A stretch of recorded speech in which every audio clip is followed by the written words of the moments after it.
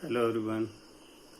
Students, in algebra you will see that there are a lot of work which is theoretical, and in theoretical work you have to prove large number of theorems.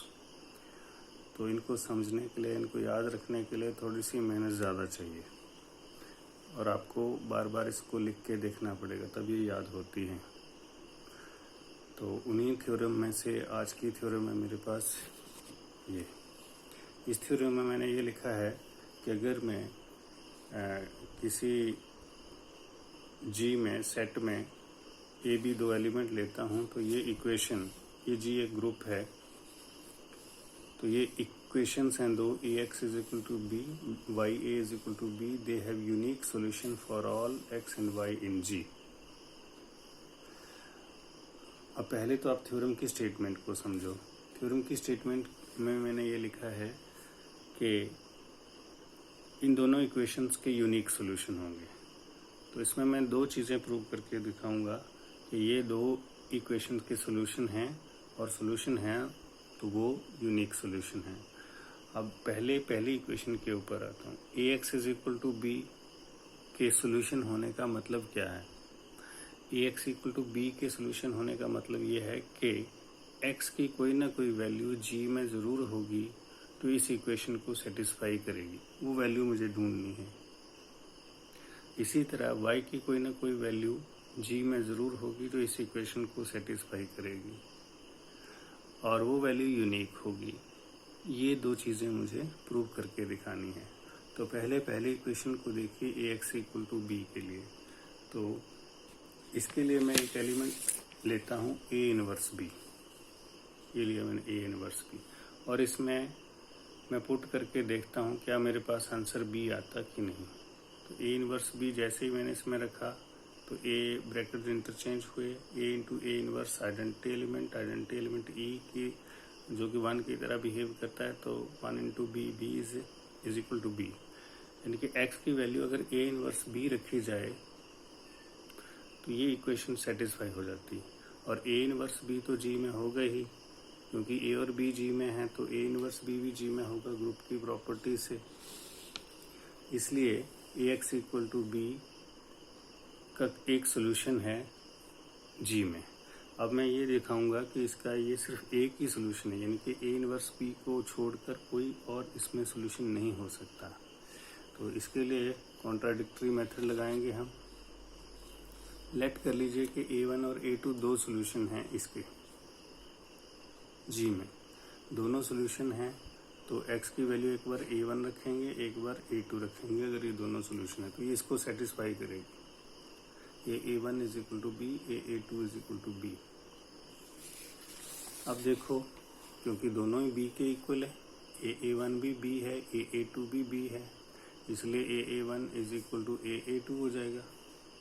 अब दोनों तरफ मैंने multiply कर दिया A inverse के साथ। A inverse into ए तो identity element हो जाएगा, ए इनवर्स ए भी आइडेंटिटी एलिमेंट हो जाएगा।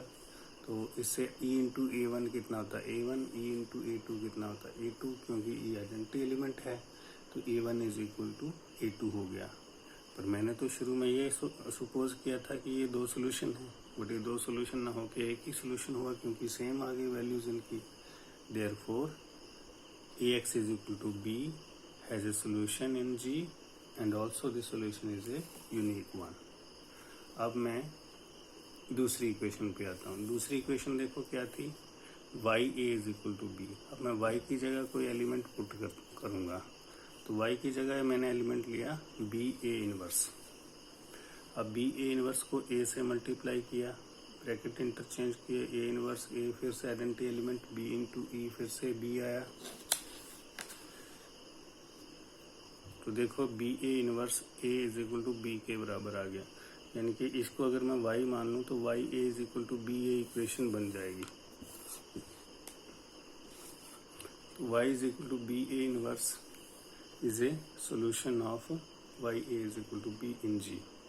अब फिर से मैं सपोज करूँगा कि इस इक्वेशन के एक नहीं दो सोल्यूशन हैं, तो A1 और A2 फिर से दो सोल्यूशन सपोज किए इस इक्वेशन के, y a is equal to B के। तो y की वैल्यू एक बार A1 रखी, एक बार A2 रखी, तो A1 इंटू ए बी के बराबर हुआ, A2 इंटू ए बी के बराबर हुआ। अब दोनों ही b के बराबर हैं, इसलिए A1 into a is equal to A2A।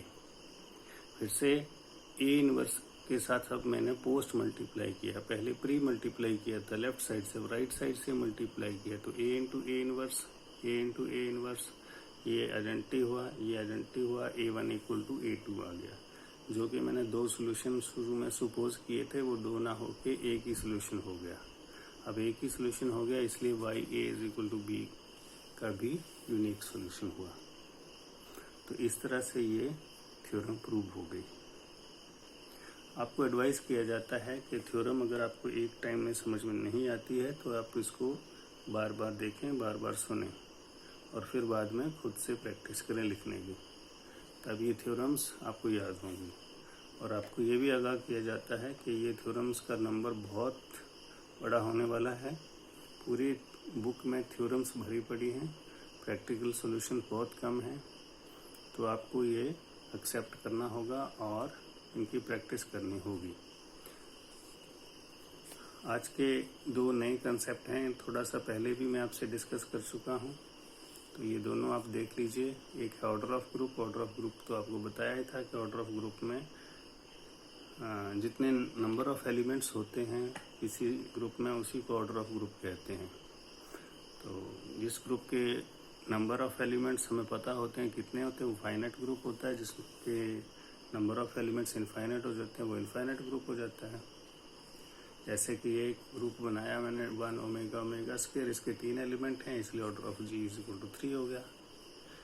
अब ऑर्डर ऑफ एलिमेंट ये समझना बहुत ज़रूरी है और इसको डिफरेंशिएट करना भी ज़रूरी है। Order of an element of A group वो क्या होता है। अब देखो, जैसे यही मेरे पास एक ग्रुप था जिसके 3 एलिमेंट हैं, तो तीनों एलिमेंट का ऑर्डर अलग अलग होगा। हो सकता है सेम भी हो, बट ज़रूरी नहीं कि वो सेम हो। तो इसका सबसे पहले तो आपको आइडेंटिटी एलिमेंट ढूंढना होता है ग्रुप का इसमें आइडेंटिटी एलिमेंट है 1। अब 1 की क्या पावर करूं कि मुड़ के 1 आ जाए। जैसे लिखा ना, a की power n is equal to identity element, तो इसका मतलब है कि a g से एलिमेंट लिया गया और उसकी कोई पावर ढूंढी गई, जो पावर करने से आइडेंटिटी एलिमेंट मिल जाता। तो 1 की क्या पावर करूं कि 1 ही आए, तो 1 ही आएगा, तो 1 का ऑर्डर तो 1 ही रहेगा। अब ओमेगा, क्योंकि ये क्यूब रूट ऑफ यूनिटीज़ हैं, तो इसलिए ओमेगा क्यूब आपको पता है 1 होता है, तो ओमेगा क्यूब करूँगा तो 1 आएगा। तो ओमेगा का जो ऑर्डर है, जो जी का एलिमेंट है, वो 3 आ जाएगा। तो इसी तरह आप ओमेगा स्क्वायर का एलिमेंट जो ओमेगा स्क्वायर है उसका ऑर्डर भी आप ढूंढ सकते हैं। तो आज के लेक्चर में इतना ही बस। Thank you.